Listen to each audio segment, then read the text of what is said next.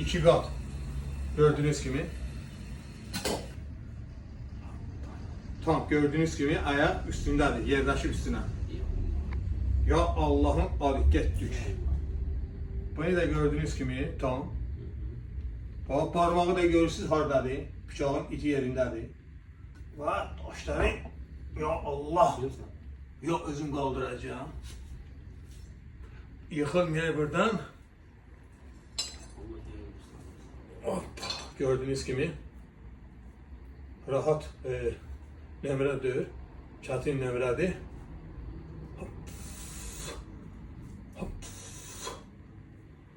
Çox təhlükəli nömrədir. Edən oğlan varsa etsin. İzi qaldı, kəsmədi.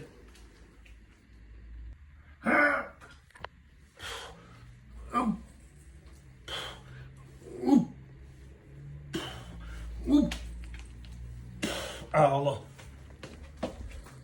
Gördüğünüz gibi alımın içinde de izi kaldı. Bıçağı da çek, içeriğini de çek. Lezba kimidir. Ha? Necə idi bayram? Allah. Sağ olun benim kardeşim. Burada demişler ha. Asil Azerbaycanlı gücü. Evet. Eşk olsun bizim Azerbaycan. Sağ ol, kardeşim. pardon, sağ ol. Çok sağ olun.